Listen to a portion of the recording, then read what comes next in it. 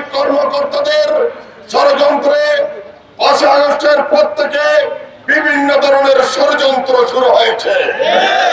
খাগড়াছড়িতে পার্বত্যাঞ্চলকে অশান্ত করা হয়েছিল, আনসার বিদ্রোহ হয়েছিল। 27শে অক্টোবর সেনা বিদ্রোহের ঘোষণা করার কথা ছিল। উত্তরায় সচিবদের গোপন বৈঠক হয়েছিল এবং গত মাসের 26 তারিখ চট্টগ্রাম আদালতে আমার ভাই সাইফুল ইসলাম আলিফকে হত্যা করা হয়েছিল। সবকিছু শুরু হচ্ছে ভারতের দিল্লি থেকে পরিচালিত হচ্ছে। আর এই ধারাবাহিকতায় গত পরশু বিশ্বের বৃহত্তম আধ্যাত্মিক ইসলামী সংগঠন তাবলীগের সাথীদেরকে টঙ্গী বিশ্ব ইজতেমার মাঠে ঘুমন্ত অবস্থায় আমার 4 জন তৌহিদি ভাইকে নৃশংসভাবে জবাই করে হত্যা করা হয়েছে। আমরা মনে করি হাসিনার পেটাত্তর বাংলাদেশকে একটি অস্থির রাষ্ট্রে পরিণত করার জন্য আপনাদের এই ষড়যন্ত্র শুরু হয়েছে। আসিফ সহ, ওসামা সহ এবং মাসবিন নূর সহ তাদেরকে অনতিবিলম্বে গ্রেফতার করতে হবে। ঢাকার কাকরাইল মার্কেজ, চট্টগ্রামের লালদিঘির আমিরের মার্কেজ, বাংলাদেশের প্রতিটি মার্কেজকে মূলধারার উলামা ইকরামের তত্ত্বাবধানে ফিরিয়ে দিতে হবে।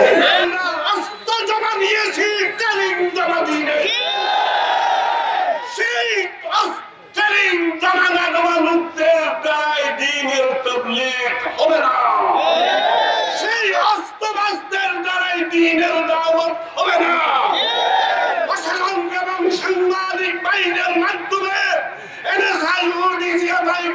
সংস্থার মাধ্যমে মাননীয় স্বরাষ্ট্র উপদেষ্টা সহ প্রধান উপদেষ্টার কাছে তৌহিদি জনতার মাধ্যমের পক্ষ থেকে এই পয়গাম জানাই, চট্টগ্রামের লাভ নিয়ে আর কোন ষড়যন্ত্র করা না হয়।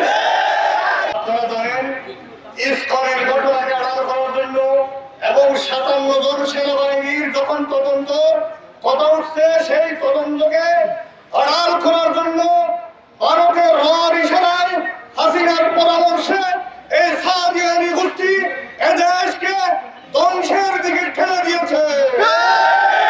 আব্দুল্লাহ মনসুর নামক লোক, সে তার কিতাবের আল ইমারাতুল ওয়াসুন্নাহ কিতাবে 16 পৃষ্ঠায় তিনি লিখেছেন, যারা সাতকে ইমান নামান মানবে না, আমির মানবে না, তাদেরকে হত্যা করা ওয়াজিব। নাউযুবিল্লাহ। আমি বলতে চাই এই মঞ্চ থেকে সেই আব্দুল্লাহ মনসুরকে বাংলার জমিনে ফাঁসির কাঠটা তুলানো হয়। আমাদের মুসলমান ভাইকে হত্যা করেছে। সরকারের কাছে আমি দাবি জানাই, তাদেরকে অভিযুক্ত গ্রেফতার করে তাদেরকে শাস্তি দেওয়ার জন্য কোরআনের আইন জানের বদলায় জান, জানের বদলায় জান, সেজন্য তাদেরকে ফাঁসি দেওয়ার জন্য আমরা আজকে সর্বদল পক্ষ থেকে দাবি জানাচ্ছি। এবং পাবলিকের যারা সাতপুরের নামে যারা পাবলিকের দোহাই দিয়ে কাজ করা চেষ্টা করতেছে, সরকারের কাছে আমি দাবি জানাই তাদেরকে নিষিদ্ধ করা হয়। তাদেরকে যারা হত্যা করেছে এরা কখনো ইসলামপন্থী লোক হইতে পারে না। এরা হচ্ছে ইহুদিদের দালাল, ভারতের দালাল, হচ্ছে শেখ হাসিনার দালাল। এদের এই খুনিদেরকে অতি সত্বর ফাঁসির কাছে ঝুলাতে হবে। এই খুনিদের সাথে যারা জড়িত ছিল এদেরকে অতি সত্বর আইনের আওতায় আনা হবে, আনতে হবে এবং এদেরকে নিষিদ্ধ ঘোষণা করতে হবে। সরকার যদি সেই কাজ না করে বাংলাদেশের তৌহিদি জনতা, বাংলাদেশের এই তৌহিদি জনতা এই টঙ্গীর ইজতেমার খুন, টঙ্গীর ইজতেমার এই আহত লোকদের রক্ত বৃথা যেতে পারে না। প্রশ্নের উত্তর আমরা সকলে এখানে রাখি। এখানে মূলত দুই গ্রুপের কোনো সংঘর্ষ হয় নাই।